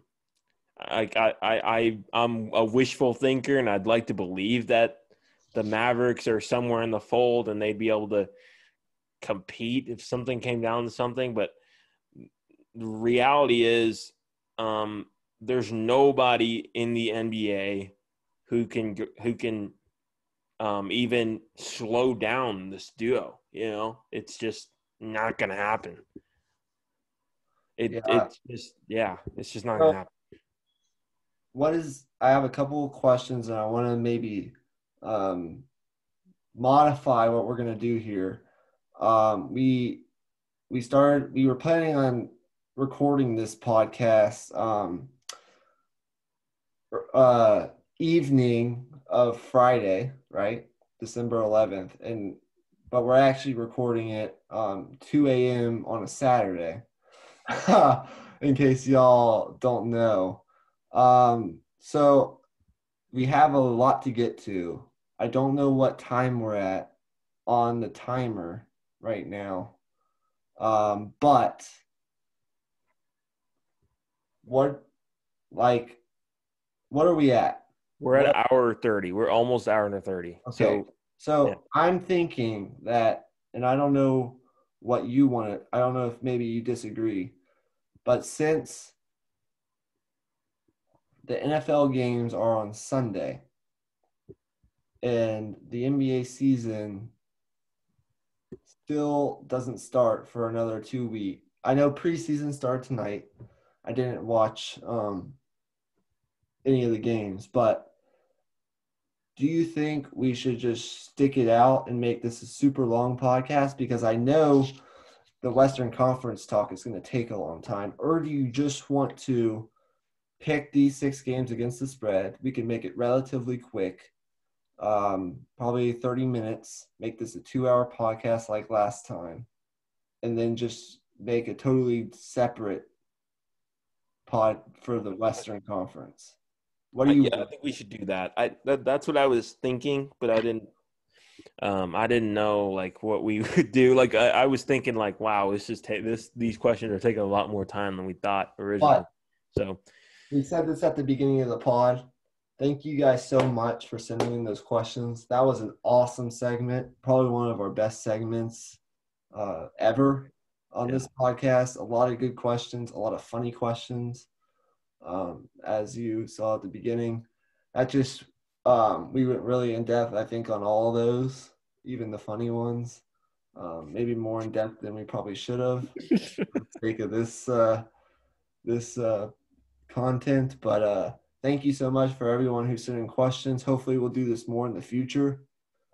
We just wanted to do something a little bit different and try something out, do something special, since this is a milestone in this podcast illustrious history. right. I guess you could say. Right. So don't worry, guys. We're going to get to it all. We're just we're trying to have a little bit more fun on this podcast, show a little bit more personality. I think that showed in those questions. And it's just taking us a little bit longer now since there's so much stuff to talk about. We're going to get to the NBA, and we're going to get super in depth with the NBA, no question, in due time before the season starts. But for the sake of time and the sake of time, because it's 2 a.m., we're just going to finish out with these picks since they're more urgent. I picked 6 games. The best 6 games in my opinion this weekend for NFL. We have the Arizona Giants at I just said the Arizona Giants. Wow. See, it's starting to wear on us a little bit. It's 2 a.m. The Arizona Cardinals at the New York Giants. We have the Kansas City Chiefs at the Miami Dolphins. The Indianapolis Colts at the Las Vegas Raiders. Very interesting game. Very important game for playoff seeding. New Orleans Saints at the Philadelphia Eagles, who are no longer starting that guy named Carson Wentz. The Pittsburgh Steelers this is why we want to speed it up a little. We're getting some yawns. We're getting some mess ups in the naming of teams. So we're just going to speed this up a little bit. Pittsburgh Steelers at the Buffalo Bills and the Baltimore Ravens at the Cleveland Browns. All right. Rapid fire. Let's go. Let's get it. Okay. I'll start it. Arizona Cardinals at New York Giants. The spread is Cardinals are favored -2.5. I'm taking the Giants to cover the spread +2.5 and win outright as slight underdogs. Over the 4-game winning streak, the Giants have only given up 16.5 points per game, meaning they're number 1 in scoring defense over the past 4 games. You look at it in the first 8 games, they were -5 in turnover differential. Over the 4-game winning streak, they're actually +8. So they went from -5 to +8. And they're averaging 119.8 rushing yards per game over this span. That's 11th in the NFL. And 6 out of the last 7 games, they've rushed for at least 132 yards. So they're being physical. They're not giving up a lot of points. And they're not turning the ball over. And they're forcing turnovers. That's a winning formula this time of year. The Cardinals are struggling. We went into depth about this when we got into those questions. I'm taking the Giants to cover the spread and win outright as slight underdogs at home against the Arizona Cardinals. Right. And I'm with you there. I'm taking the Giants as well to win this game. The Cardinals' weaknesses are the exact opposite of the Giants' strengths. Our Cardinals' weaknesses all year has been in the trenches, offensive line, defensive line, right? So Giants are going to go into this game. They're going to control the line of scrimmage. You're at home. They're rolling as a team overall right now, and I feel like they're just gonna pound the football. I think Colt McCoy, if there's an over under in passing attempts, I think it's gonna be if there's a line, it'd probably be like 16. I'd take the under. I think they're gonna just pound the football the whole game. So I agree. We'll move on. Kansas City Chiefs minus 7.5 point favorites at the 8-4 Miami Dolphins, who are fighting for a wild card spot at this point. I'm going to take the Dolphins to lose close and cover the spread plus 7.5. If you look at the Chiefs over the last 4 games, they've played a lot of close games. None have been decided by more than 6 points, even though they've won all of them. I look at a Dolphins defense that has just been playing out dominant over the past 6 or 7 games. They're very good on third downs. They get off the field. I think they can get Mahomes off the field and get the ball to their offense for more opportunities. They only allow 32% of opponent third down conversions. That's best in the league. They also only allow 17.7 points per game. That is second fewest in the NFL, only behind the Pittsburgh Steelers. And over their last 8 games, they have the same record as the Kansas City Chiefs at 7-1. And then lastly, we talked about Tua earlier in the young quarterback conversation, a question which your dad posed, which was a very good one. In 5 games, he's 4-1, completing 63% of his passes, 7 touchdowns, no picks. So he's not turning the ball over, and he has a 99 quarterback rating. So I think you have a formula down there in Miami where even if you don't win the game, you can keep it close. So what do you think? Right. I think the Chiefs will win this game. I think they'll cover, but I think they'll cover on like a late touchdown where they extend their lead to maybe 10 or something like that. I think this will be a close game. If you look at the Miami's defense, I think their defense is built for this game specifically, compared to a lot of other defenses. If you look at what they did in the offseason, they went out their main moves. They basically fortified the cornerback position like intensely. Like they went cornerback in the draft, in free agency, everything. So if there's any team that's gonna be able to maybe be physical with these wide receivers, it's this one. So I think they'll keep it close for most of the game. But I think the Chiefs extend their lead over the spread late, and probably piss off a lot of bettors. But yeah, let's move on here. Next game, Colts at Las Vegas Raiders. Colts are favored minus 2.5. Shoot, man, I'm gonna pick the Colts. I am too. I'm picking the Colts to win and cover. The Raiders are losing the battle in the trenches the past 3 weeks. Derek Carr has been sacked 5 times the past 2 games against the Falcons and the Jets, both of which rank in the bottom 5 in sack percentage, so not good.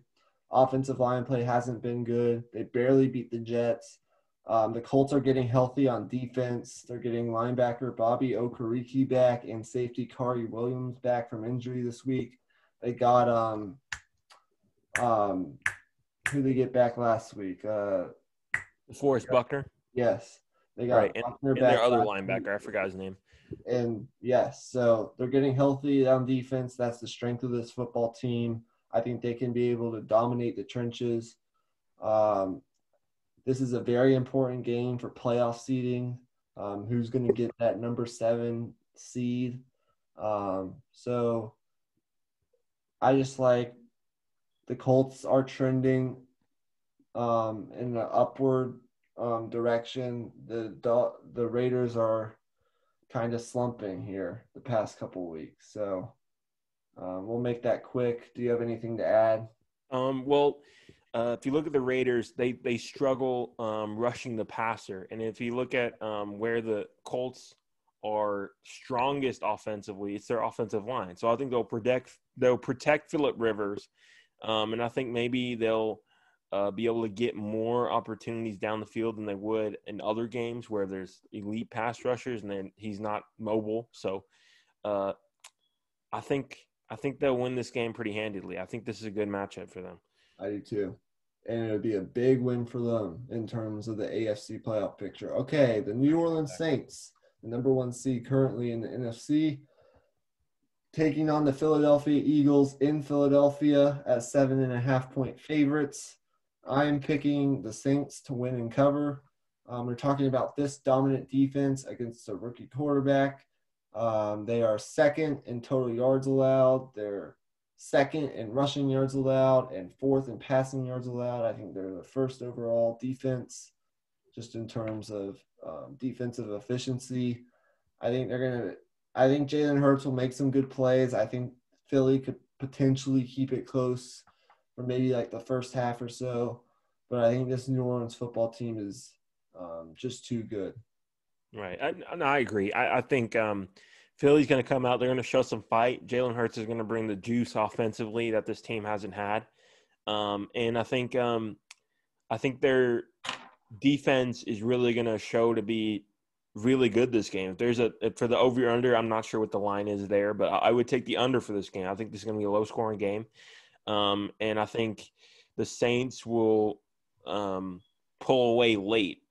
Do they have Drew Brees back for this game? They do not. It is Taysom Hill. Oh, wow. Okay. Shoot. Okay.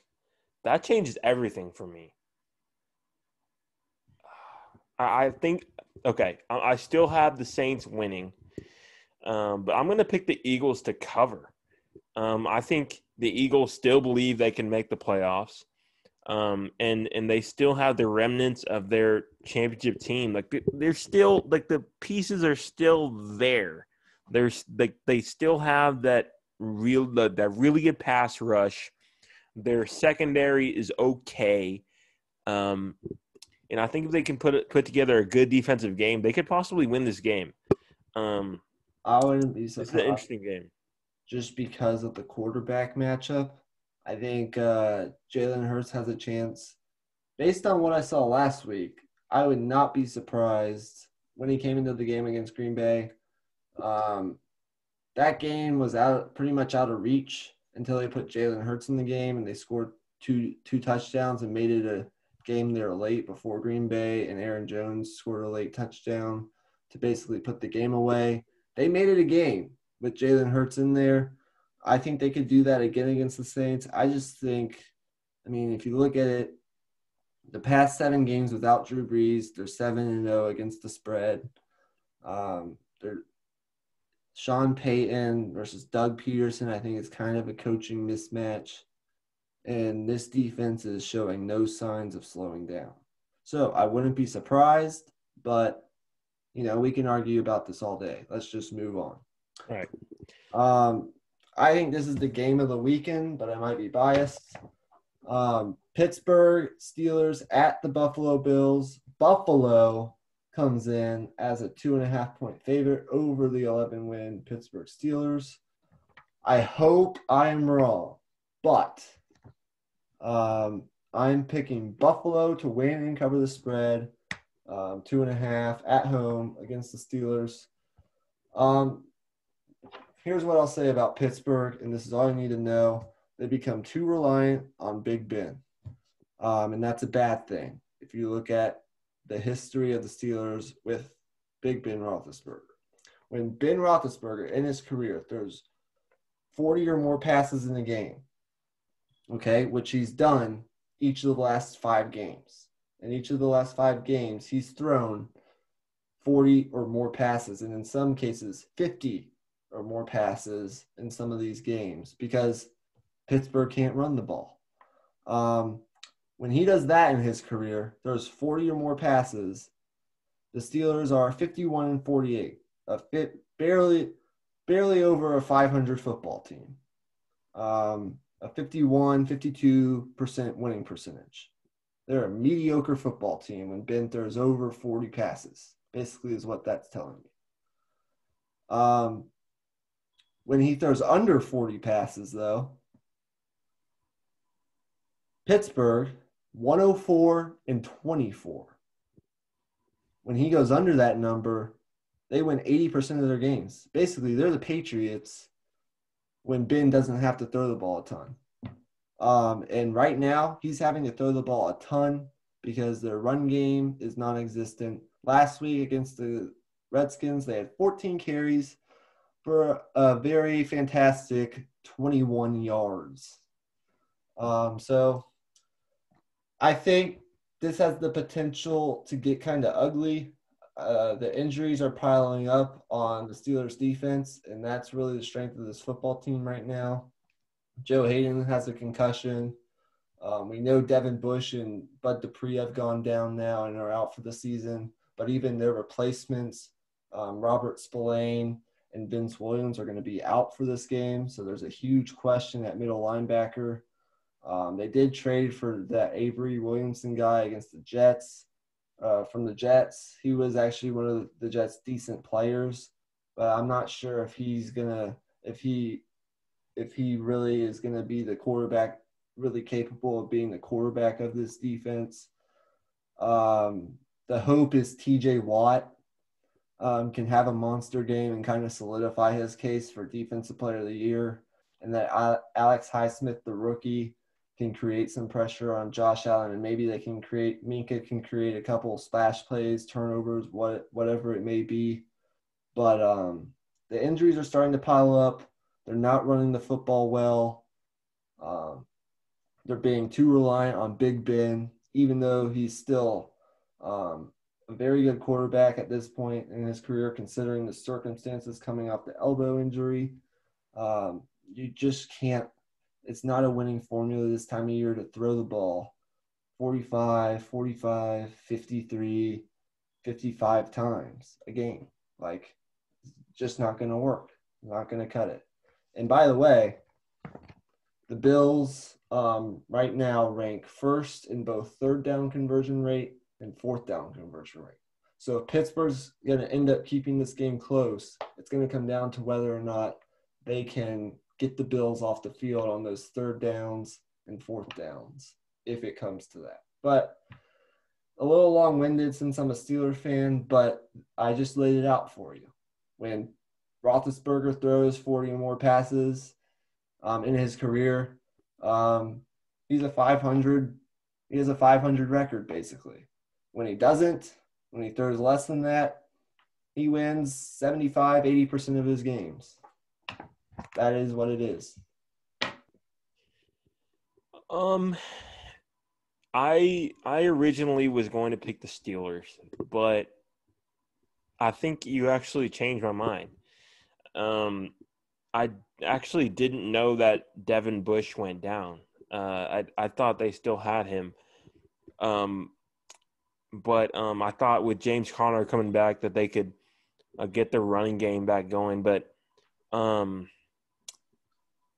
now that I'm thinking about it, I think the Bills are they're rolling right now. They've other than that Cardinals game where they lost on a miracle Hail Mary, I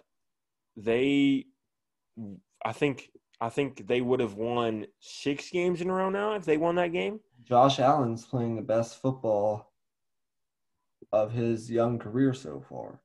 Right. And I think this could be a statement win for them. This could be I think, but here's what I'll say as a Steelers fan.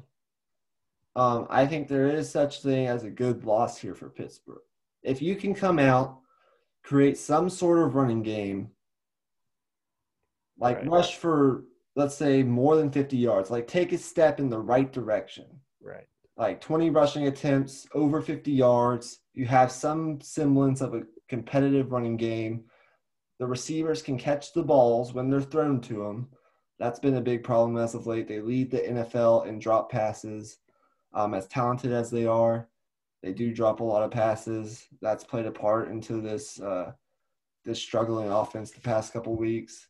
If you can just play sound football, but it's just not enough because your injuries are too much to overcome on the defensive side of the ball. And Buffalo is just very, very hot football team as of right now, and you're playing at their place instead of in Pittsburgh. Listen, I'd be happy. If we can create a running game and play sound football, but it's just not enough, fine. I'm fine with that. But if they pull the same shit they've been pulling the past couple weeks, it's going to become a question like, can this team even win a playoff game? Like, Yeah. that's going to become a big question. All right. Here's my thing with the drops, though. I think it had more to do with fatigue and their COVID situation with the that is true. That's something that does have an effect on not only the play, the short amount of time they had to prepare for Washington after a Wednesday, after the circumstances with COVID, their schedule getting messed up like 3 or 4 times, not knowing when they were going to play. That's definitely had an effect on, I guess, their level of play, but also this team's, I guess, health right now. There's a lot of guys. And y'all would have had your bye week at some point, this point late in the season. Yeah, exactly. So, I don't know. I'm hoping that if we lose, I'm talking about the Steelers, if we lose, I'm hoping we can show that you have made an effort at least to run the football. Like, give James Conner 20 touches this game. No matter how many yards he gets, just make an effort to keep Bill's defense honest. Don't come out and throw 40 or 50 passes.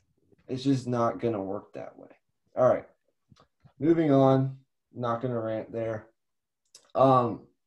Big game in the division. Maybe the biggest game in like 15, 20 years for the Cleveland Browns. Hosting the Baltimore Ravens on Monday Night Football. And look at this. The Browns now, with the Steelers' loss last week to the Redskins, football team, my bad. Yeah, the Browns are only 2 games back. They're 9-3. Pittsburgh's 11-1. If Pittsburgh loses on Monday night, whoo! Now you're only basically a game and a half back because Pittsburgh did beat down Cleveland in the first matchup, but they do have another matchup coming up the last week of the season, which should be interesting. So they're in a chase for the division crown, and they're hosting the Baltimore Ravens. Baltimore is a 2.5-point favorite despite Cleveland's performance last week, which we predicted on this very podcast last weekend. That's us.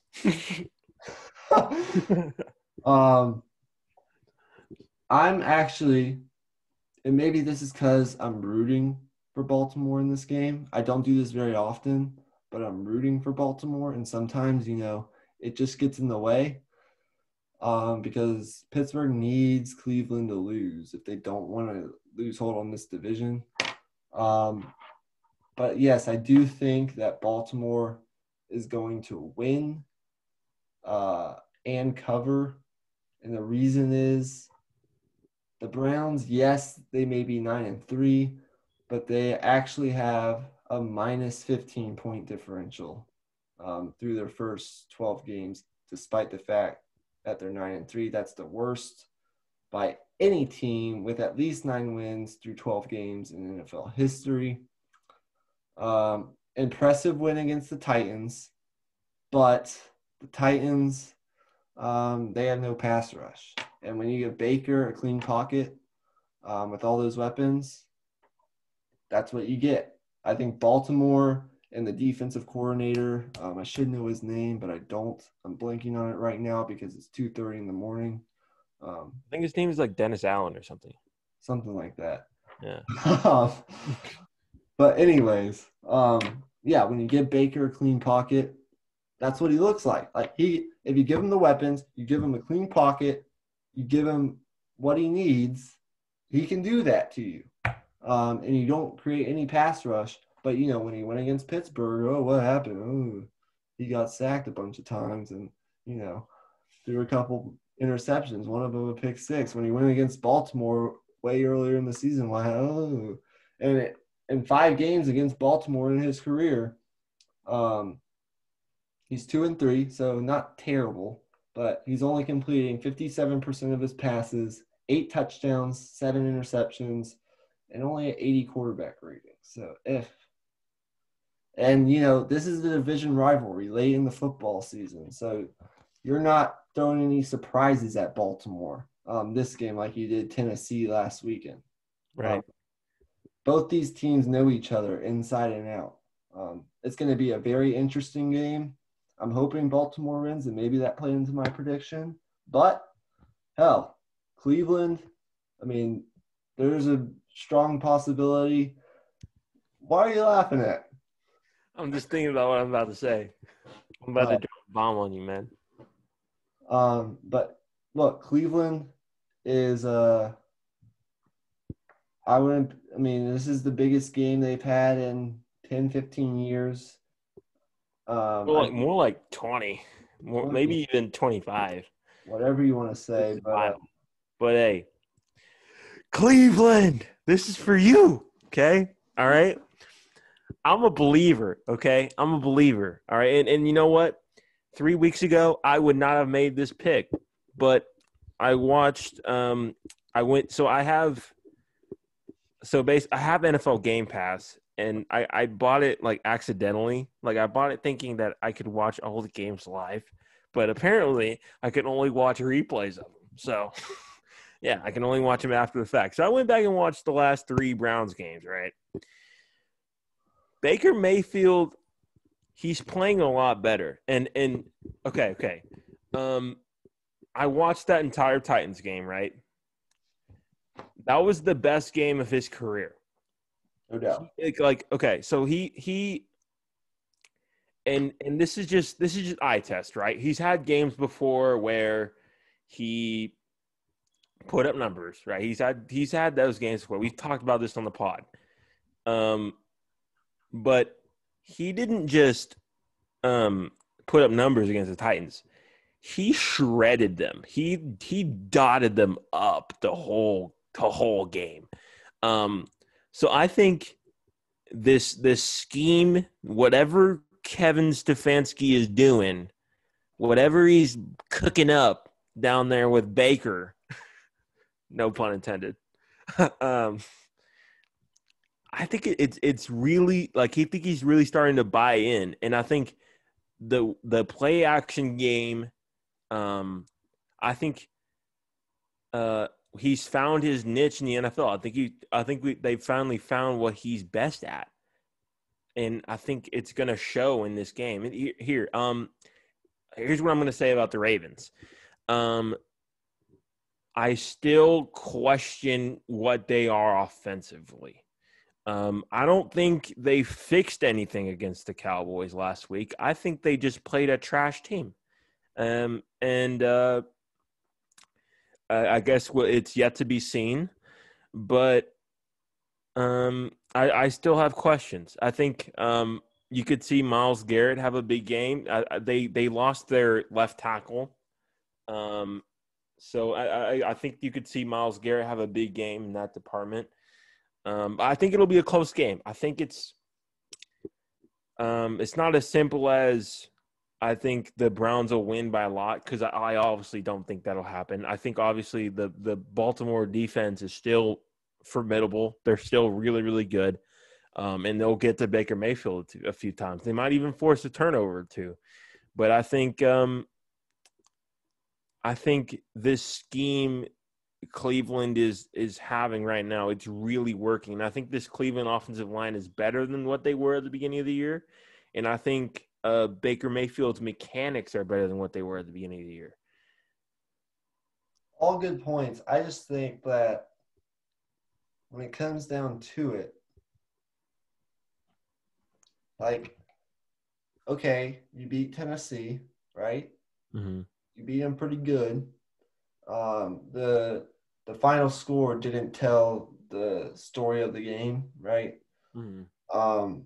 Tennessee does that to a lot of teams. Like Pittsburgh got up big, and they made a run in the second half, and Cleveland got up big. They made a run. Like that's just what Tennessee does. But uh, it's tough. I just want to see Cleveland do it again. Like Right. you haven't been in this position in quite a long time. I do think this is a kitchen sink game for Baltimore, meaning they're going to put everything they have into this game because they know it's going to be an extreme uphill battle to make the playoffs if they do lose this game, because then you have 2 losses to Pittsburgh and then 1 loss to Cleveland, and that's not going to help their case for the playoffs. They're going to need to win the rest of their games and probably have some help if they lose this game. But prime time, Baltimore, Cleveland, division rivalry. It's going to be a good one. Same with Pittsburgh and Buffalo. A lot of very important matchups in the AFC: Kansas City, Miami, Indianapolis, Las Vegas. And then you have a couple also really good games in the NFC. Notable Arizona and New York, a game we didn't predict, Minnesota and Tampa Bay, and then New Orleans and Philadelphia. So a very packed Week 14. I can't believe we're already here. Only 4 more weeks left of the regular season. Big game next week. We got the Saints and the Chiefs. So I'm sure we'll talk about that on a future podcast, hopefully before then. Next weekend we have probably going to do some college football. We'll get the NBA stuff also in there as well. Conference championships are next weekend. We got some really good ones, Florida and Bama. We're talking about Clemson and Notre Dame. We're going to get that another go around at that with Trevor Lawrence this time. And there's some other ones, Iowa State and Oklahoma. I have some interesting takes on that game. So we'll get into all this stuff eventually. It's just the timing of this podcast wasn't the greatest, but that's okay. We got it in.